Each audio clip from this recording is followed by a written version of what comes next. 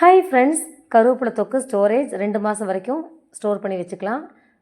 கருவேப்பிலை தொக்கு சுவையாக எப்படி செய்யலாங்கிறத பார்க்கலாம். அடுப்பில் கடாய் வச்சு 2 ஸ்பூன் மரச்செக்கு நல்லெண்ணெய், 1/2 ஸ்பூன் வெந்தயம், 2 ஸ்பூன் கடலைப்பருப்பு, 2 ஸ்பூன் உளுத்தம்பருப்பு போட்டு கடலைப்பருப்பு உளுந்து செவக்க வறுத்துக்கலாம். இது கூடவே 15 பல் பூண்டு சேர்த்துருக்கேன், வணக்கி விட்டுடலாம். காரத்துக்கு 12 வரமிளகா சேர்த்துருக்கேன், வணக்கி விட்டுடலாம்.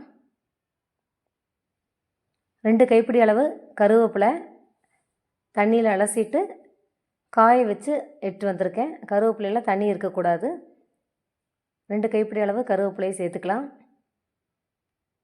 வணக்கி விட்டுடலாம். கருவேப்பிலை போடும்போது நிறைய இருக்கிற மாதிரி இருக்குது, வணக்கினா அளவு கம்மியாகும். 5 நிமிஷம் வணக்கி விட்டுக்கலாம் கருவேப்பிலையை. லெமன் சைஸ் அளவு புளி 1/2 டம்ளர் தண்ணியில் ஊற வச்சுருக்கேன்.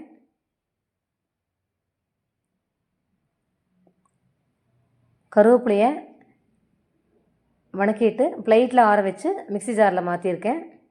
இது கூடவே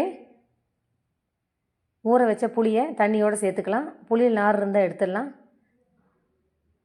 சின்ன துண்டு வெல்லம், 1 ஸ்பூன் கல் உப்பு சேர்த்து நைஸாக அரைச்சி எடுத்து வந்துடலாம். தொக்கு செய்ய ஆரம்பிச்சிடலாம்.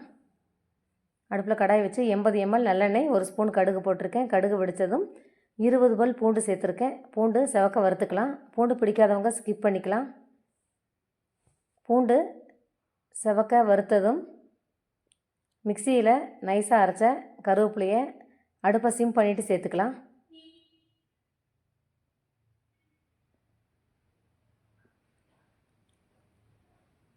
கலந்து விட்டுடலாம். கருவேப்பிலை ரொம்ப நல்லது.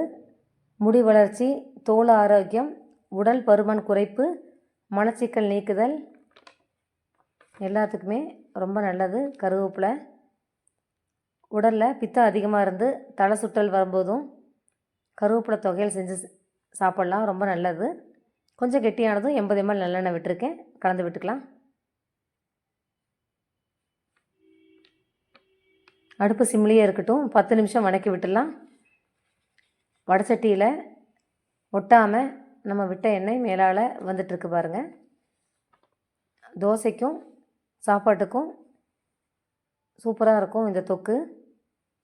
நிறைய முடி கருமையாக்கிறதுக்கு கருவேப்பிலை ரொம்ப நல்லதுங்க. கெட்ட கொழுப்பும் குறையும், இரத்த சோகையை குணப்படுத்தும், முடியை வலுவாக்கும், தோல் ஆரோக்கியத்துக்கும் முடி வளர்ச்சிக்கும் ரொம்ப நல்லது கருவேப்பிலை.